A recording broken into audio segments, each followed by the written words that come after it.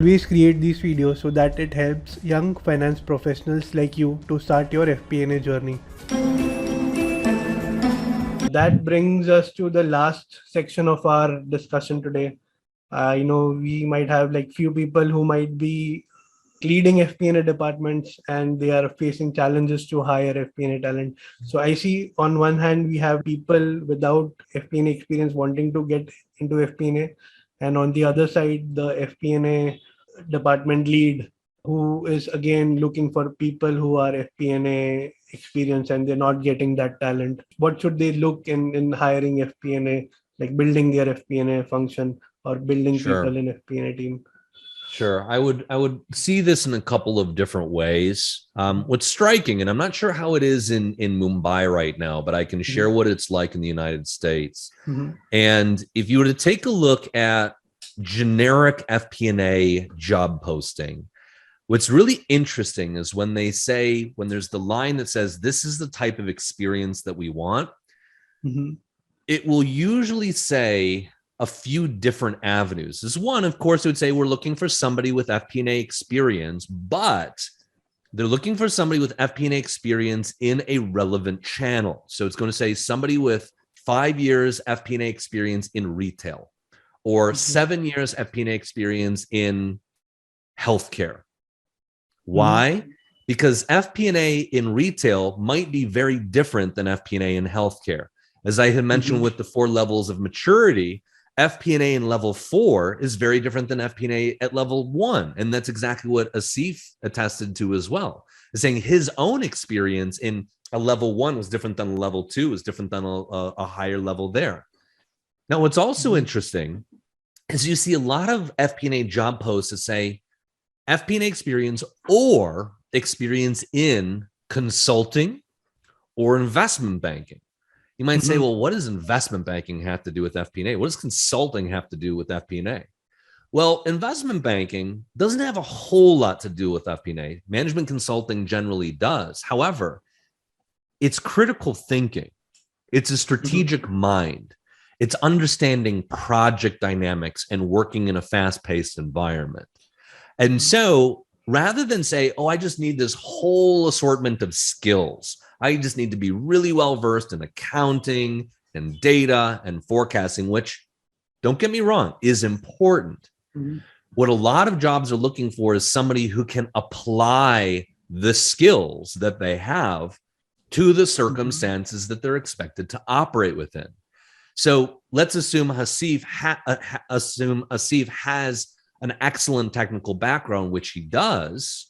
But let's say it just stops there, that he has just taken a bunch of courses and he's gone through university, but he's never actually applied the skills in the environment. I, as a hiring manager, might say, Asif, you've got a great resume, but come back to me when you've gotten some experience on projects where you've shown your ability to demonstrate your value in the retail industry.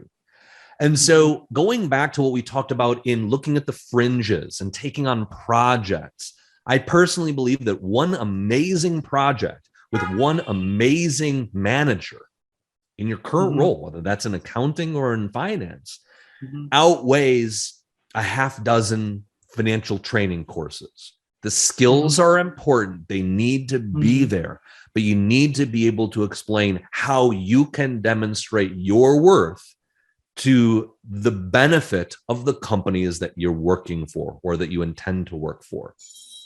So that's from your perspective in terms of how you can better position for these future roles, is to get the experience, demonstrate the value and the capability that future hiring managers may look for. Now, from the hiring manager's point of view, what should you be looking for is you should be looking for people who are forward thinking, who are proactive, who are going to challenge, if I may be a little cliche, challenging the status quo and say, rather than this is what we're doing and we're just doing this because that's what we're doing, say, where are we going? I'm a futurist in my mind. Where are we going? How can we position for where we're going to be a year or 2 or 3 down the road? That's why We often think about consultants and investment bankers and experienced FP&A people because they're futurists. They're saying, how can we position for the future versus what's just going on right now? And what have we done over several years?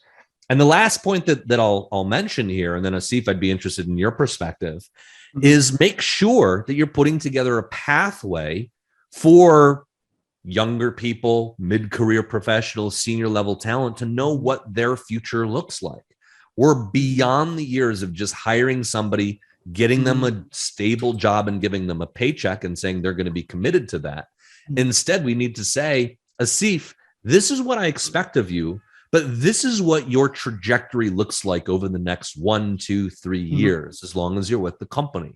We're going to support you in your training and your development. We're going to assign you a mentor within the FP&A practice. And these are the goals that we have for going from a level 2 to a level 3 company. Come on board. We're happy to have you. What do you think about that, Asif? I echo with that. So no longer talent, people who are really having the right skills and talent, they are no longer just interested in the pay or the designation. They're looking for something more, and like a path where they can themselves grow along with the organization that they work. So giving them that during the interview process definitely will attract the right talent in your team.